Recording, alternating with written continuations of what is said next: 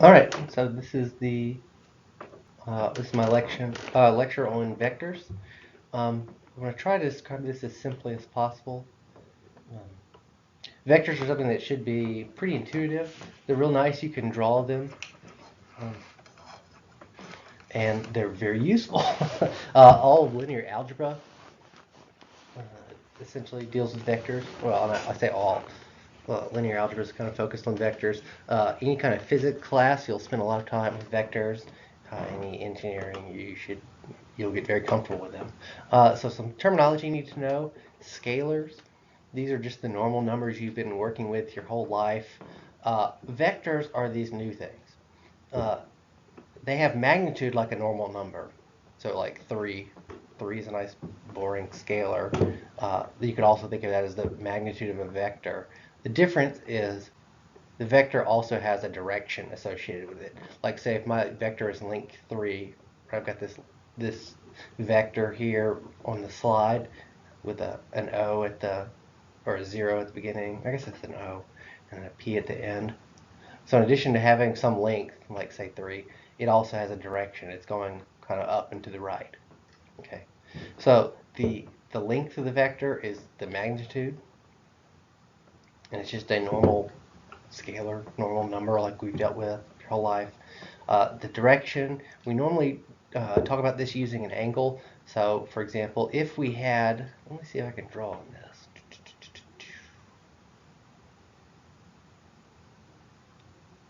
I'll take red, I guess. If I had an x-axis here and a y-axis, typically we talk about the direction of the vector in terms of this angle it makes with the x-axis. So we call it, our angle theta. Okay. There are other ways. I kind of want to skip to the end of the slide, but I'll hold off. We can also talk about a vector, the direction of it, in terms of its component vectors. And this is really analogous to what we've been doing um, with our trig functions in the coordinate plane here. This angle um, and this angle, you could think of the vectors just being the terminal side of that angle. We can describe the distance along the x-axis of our vector. So it would be this distance here. That is the x component, a component in the x direction.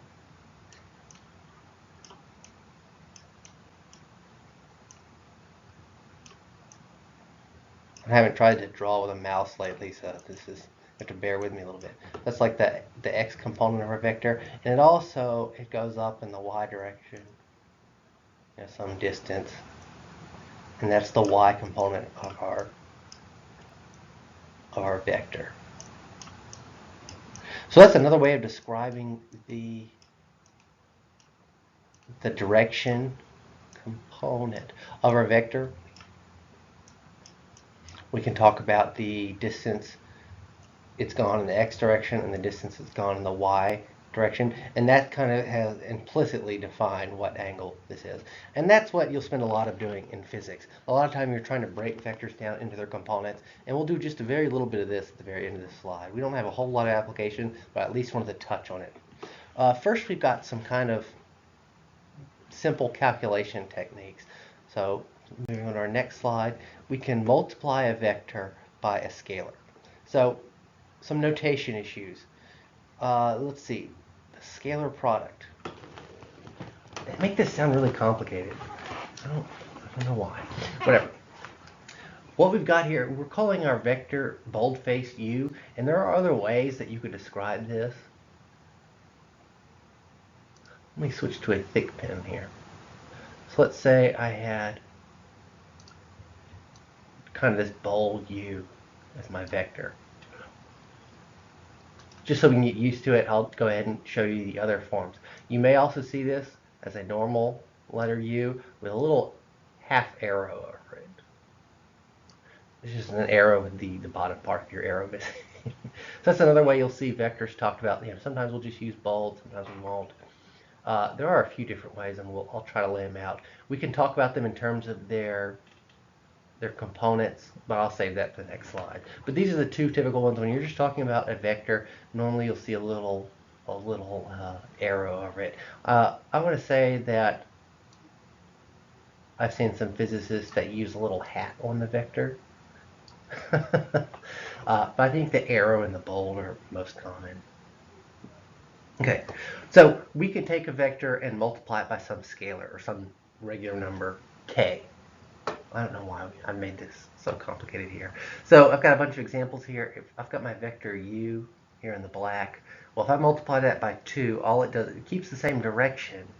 It's just twice as long. If I multiply it by 3 halves, it's now 3 halves as long. So it's 150% as large as it was, and so forth and so forth. One interesting one, if you want to change the direction, if you want to flip it around completely, you notice my arrow is now pointing down in the last example.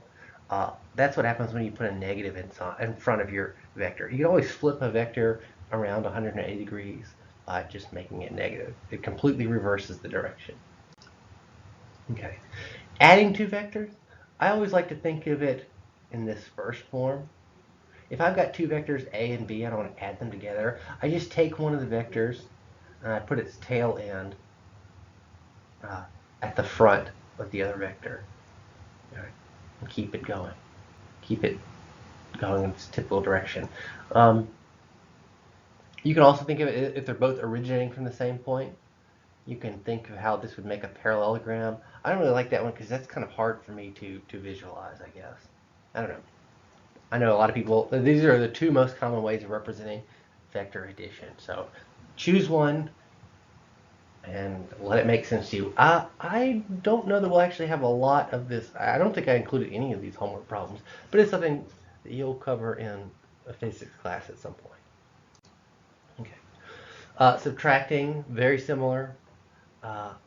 This one's kind of a quirky situation. If I want to subtract a minus b, what I do is I start with a and b. And what I will first do is I flip b around and make it negative b. Right? So now I've got a and my negative b, and I add those together. Either using the parallelogram rule, or I would just, like I would prefer to just take one of my, like I take negative b and slide it up here to the tip of a, and get a thicker marker there. So I would just draw my negative b right there. Basically the same as the parallelogram rule. And that allows us to add vectors. Again, not the main emphasis of this. I don't think I give you any homework problems on adding or subtracting vectors. This is kind of this is the more relevant thing to us, talking about a vector in terms of its components.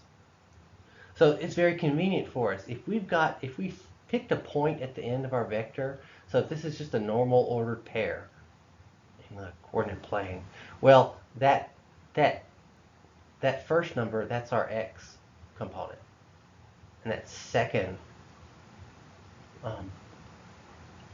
point in our ordered pair tells us our y component.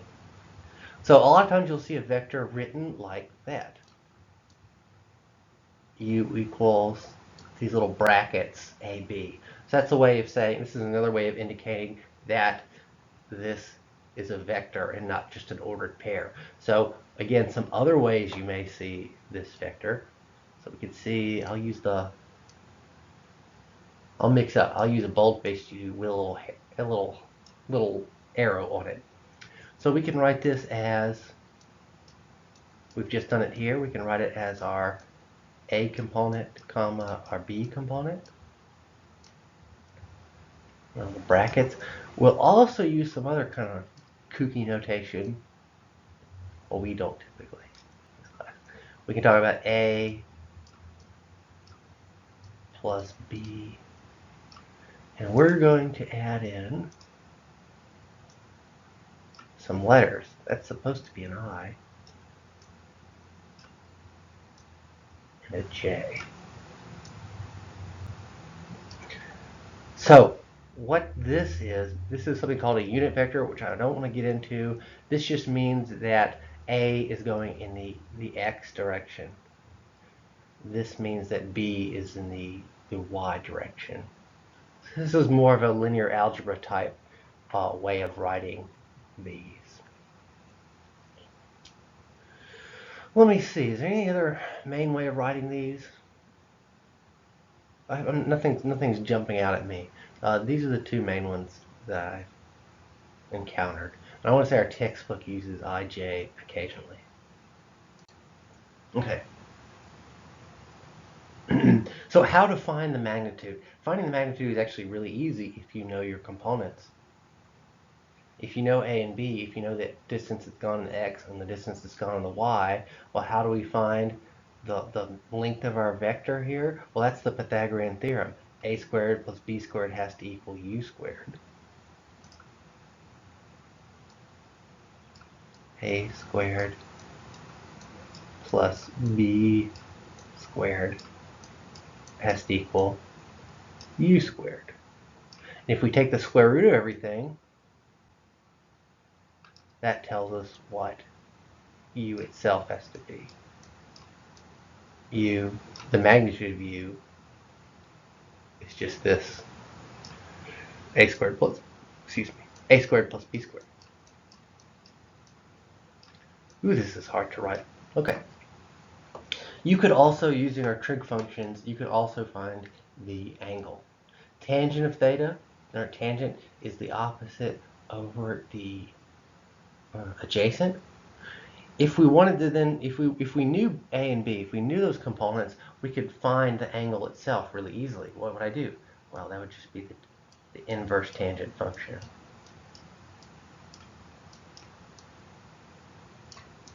Tan -1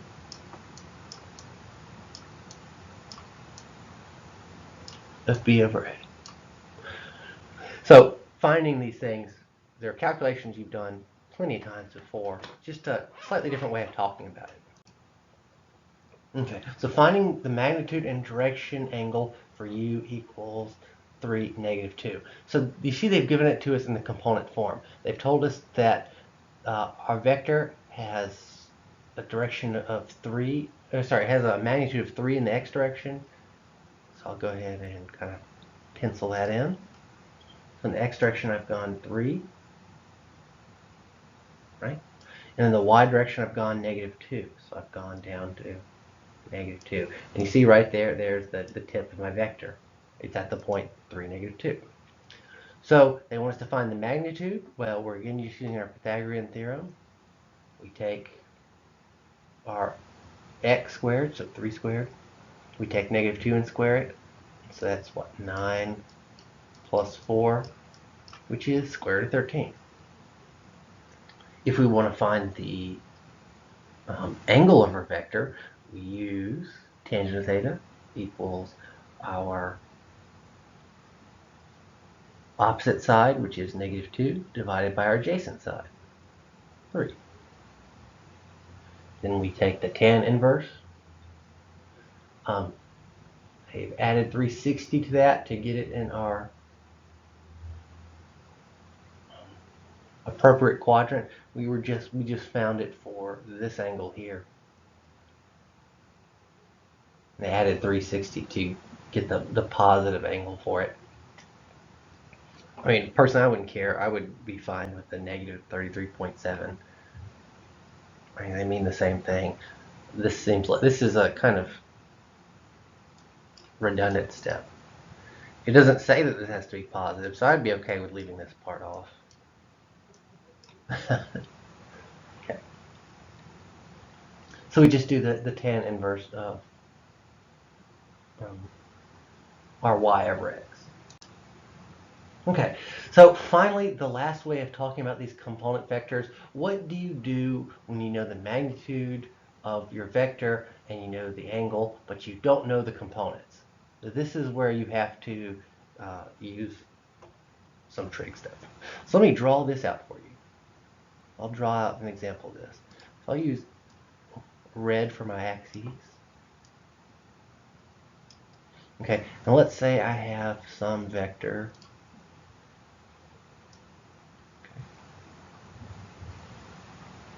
Okay. And let's say I'm given theta here.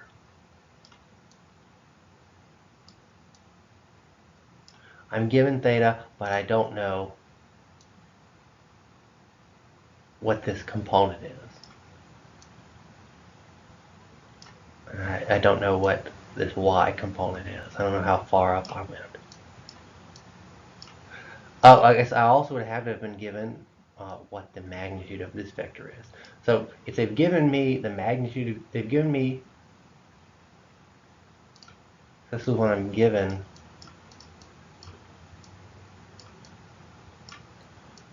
this u and given theta, I can then use my trig functions to find a, oh, I want to write y.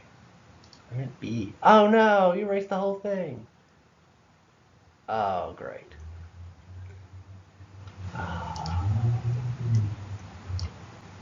That's what happens when I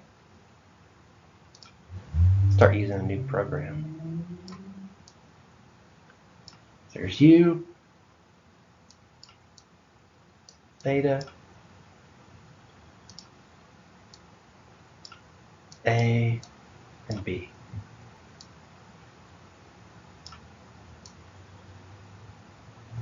Okay. So again, given u and theta, I can find these two.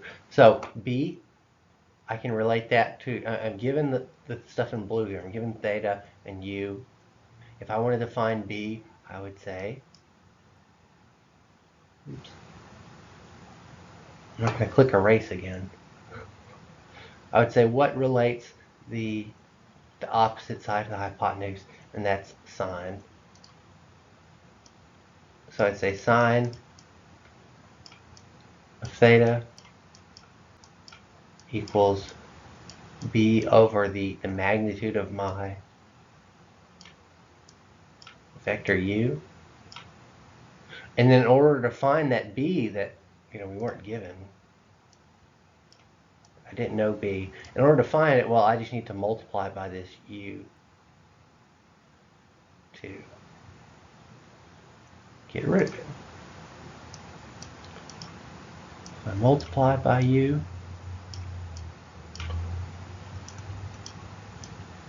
I multiply by u. And those cancel out and leave me with just b equals the magnitude of u times sine of theta. So these, especially if you're taking physics, this is going to be, you're going to spend a ton of time with this for vectors. Okay, so cosine tells you your x, sine tells you your y, or your y component. So definitely put a star by that if you know you're going to be doing physics. And if you take calculus, you'll probably talk about it again in there.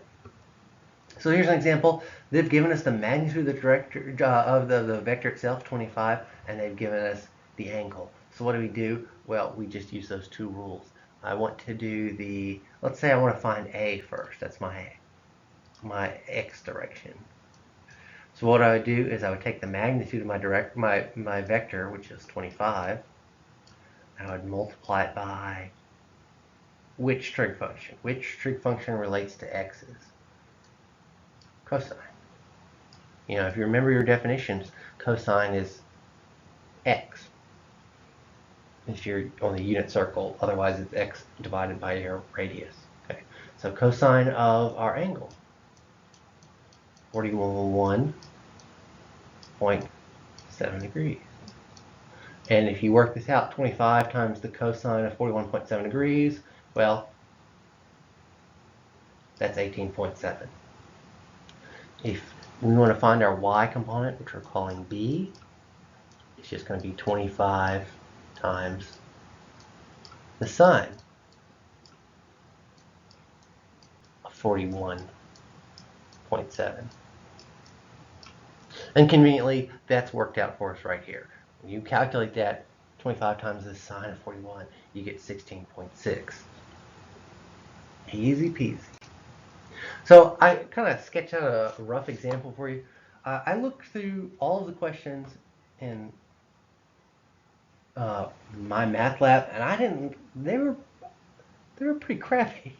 I don't think I've seen a worse introduction to vectors. So I gave kind of a silly little examples to start this off.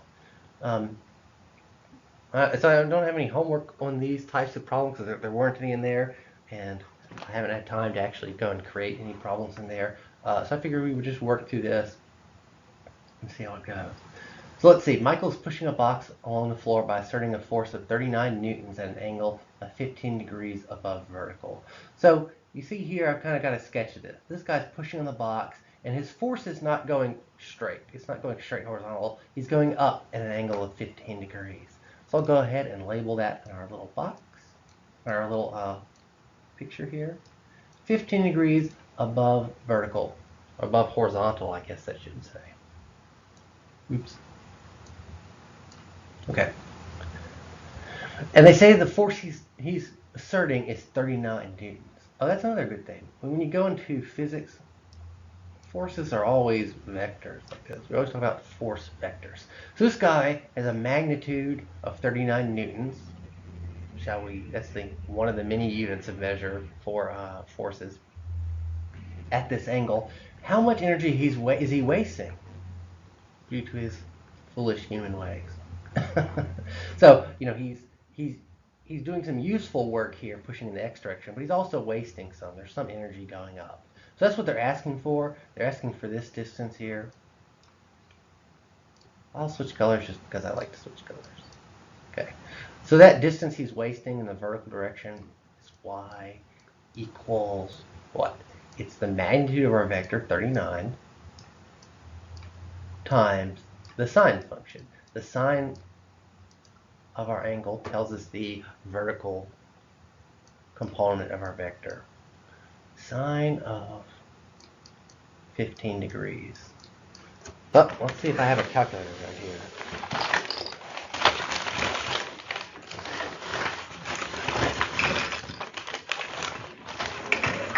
I wonder if my cell phone calculator will do this. We're about to find out. I think I left my calculator in the classroom today.